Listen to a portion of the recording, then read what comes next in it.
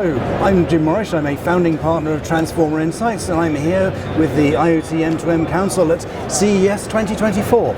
So welcome to our video studio, as it were. And I'm speaking to Chirag Patel, who is the Director of Product Management at Globalstar, and we're going to be talking about satellite, satellite and cellular convergence, and how those two things work together. And this is a really interesting space at the moment. Obviously, there's been a lot of talk about satellites. There's many LEO constellations going up there, and there are some established players in the satellite market, of course. And the topic of the convergence between these two is just gaining more and more airtime, I think. So it's becoming a bit of a hot topic. Clearly some advantages, some good things will come out of that combination.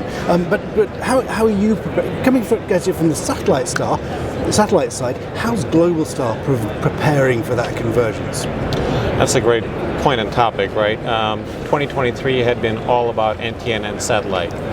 If you talk about any of the major players, including us, great announcements to be made, and there's always a conversation and topic about direct-to-device as part of this conversation. Yep. Globalstar has been in the satellite business for over 30 years, yes. But as with every industry, we must evolve and grow with it as well. So one of the things is with the convergence, I think we're well-established player in the satellite industry, and we're prepared for this convergence itself.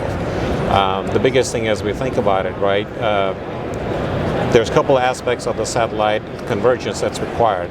The big thing here is the 3GPP aspect of yes. it, right? Satellite as of now has been a very proprietary technology-based systems and solution. Yes.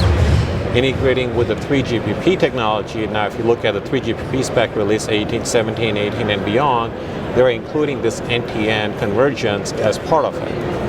Globalstar is well established as part of it in the sense, for release 18, we have our specs included as part of that, and we're well prepared from the satellite technology standpoint, as well as the device ecosystem that is required to enable that connectivity from a convergence standpoint. Okay, so you've got a lot of capabilities and a lot of experience in these spaces. How are you going to pull that together for customers and then offer it to customers? So from a customer standpoint, customers care more for the device and the network. Yeah. Let's talk about the network first. The network, as we kind of migrate towards and go towards the NTN 3GPP spec, it'll be a partnership. Customers would not know any different between is it operating on the cellular or the satellite. Today, we know cellular is predominant from an IoT perspective, yeah. But there's plenty of black holes where there's just no coverage. Satellite, the beauty of that is because of all those satellites in the sky, we provide global coverage around the world seamlessly. And so when you kind of put this together, the two partners to say, okay, when I'm in cellular coverage, I'll go ahead and work on it, but as soon as I go off the cellular coverage or the beaten path, then I have satellite coverage to make sure my transportation or any of the use cases you could think about, right? Transportation, logistics, ag tech, construction, mining, they're all connected. Yeah. And a person that's sitting in the back office, they effectively want to know the efficiency of their equipment, the devices, what is this benefit of all this, right? I mean, they're effectively looking at dollars and cents, and it provides them insight without having to move. So that's the satellite part of it. On the device part of it, and we're kind of building towards that NTN, but we're also building currently a single chipset stack. Okay. Which will work on cellular and satellite. Okay. So instead of you having to go out and kind of put a package together and create this product, we would have it in a small so the devices can work on either network. That's and right. Also you're working to abstract out that complexity and the difference between the two connectivity approaches effectively, so the end user kind of has a seamless experience across the two effectively. So seamless at the device level, seamless at the user experience level, and some complicated bits in the middle which you sort out and deliver. Right, and that's exactly our MDM device management platform will do, right? In the sense we'll sort out the complexity between what the cellular service provider will do and what the satellite, giving you a single pane of glass. Okay. Right? The biggest complexity that you as a customer do not need to worry about is to how does the satellite technology work, right? For you, it's more like how do I get a location or data on the map or the information regarding the transportation goods that you're transporting, right? Okay. That is what a customer cares for. We take care of all the logistics from that software the SaaS platform perspective and provide a single pane of glass to the customer. Okay. Sounds interesting. It's very compelling.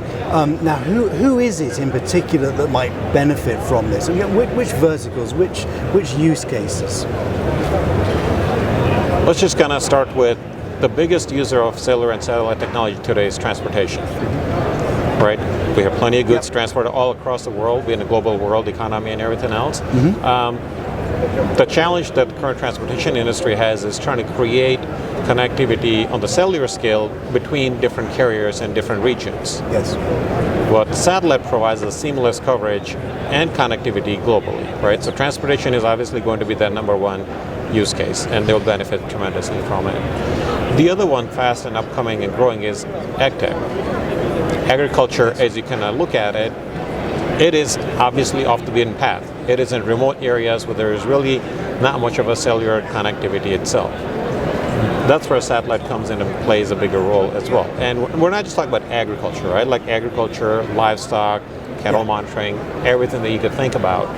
Then that provides in the food chain and the supply chain, kind of like, we traditionally have talked about farm to fork. Yes.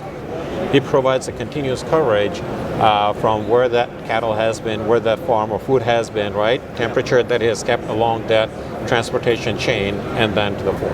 So it's a combination of things which are either located and happen in remote locations, so ag tech, potentially things like oil line pipe monitoring, something like that. Yes. And things like transportation, which whilst you might associate them with urban areas, quite often transit through areas which don't have that cellular connectivity. Right. So even in those cases, or cross-border, or things that go over the sea, for example, right. they will have a benefit of falling back to that satellite connectivity. Yeah, and many people, I mean, most of the use cases, if you today look at cellular world, people know where the blind spots are, where there's no cellular coverage. And theft is quite predominant in those areas. Yes. So you would cover that with satellite technology, making sure your goods are transported from place A to place B without loss of any goods along the way. Yes, and in case of a natural disaster, there's always a backup, because you're not ultimately reliant on a terrestrial network. Exactly. Okay, very interesting. So there's a considerable benefit there, and many of the things that you've mentioned, in fact, have considerable sustainability benefits as well. It's not just about reducing costs; it's about sustainability benefits, and those two things. There's quite a correlation between them, because you're saving money, you're saving the planet at the same time, because you're spending less on resources. So there's two sides to that good story. And that's something that we have also worked on with one of the university projects with the students, right? How do you kind of take our current technology and enable and use it for agriculture purposes, right? I mean, when in today's case in point, right, where you have weather-related incidents because of global warming, right? Crops are being lost because of excessive heat and such. How do you manage the efficiencies to making sure you have proper yield from the crops, right? Now you can get all that data from the field, manage it, and make sure you put right water, right amount of fertilizer, not to waste any of those natural resources, and utilize them efficiently. Okay, so last question, which is raised by your, I think we're running out of time, but which is raised by your point about pulling all that data out of the field, AI at the edge. Because AI is one of the topics of 2023. I can only imagine there's going to be more talk about it in 24 and 25. But if you put AI out at the edge, you're managing those data streams, so you're only getting the information back that you need, and you're managing things better at the edge without needing to manage it remotely. So I guess this is an area you're focusing on as well, I guess. Absolutely. So one of the biggest things today in the cellular technology, right? It's like, give me all the data points, and we'll figure it out on the backside of it. Yeah. Whether I need it or not, it's indifferent, right? AI at the edge, now we have smarts available that instead of sending every data point and information back to the cloud, you selectively pick why you want to send that data, what is the meaning of it, put it back to the cloud. Now you're obviously getting lots of data in a very compact format, enabled for a satellite and other technologies, and then the information, because it's so rich, the output that you display to the customer is just tenfold. Yes. Right? Yeah, and it works very well. It's very symbiotic with a satellite and cellular approach, because you're managing the traffic effectively whilst achieving the results. Fantastic. Yeah, and our products that we have today effectively are enabled with AI at the edge, right? So that's the beauty of what satellite technology and our edge products bring to the market. That's fantastic. It's been a really interesting conversation. So Chirag Patel of Globalstar, it's been great to chat to you. Thank you very much. Jim. Likewise.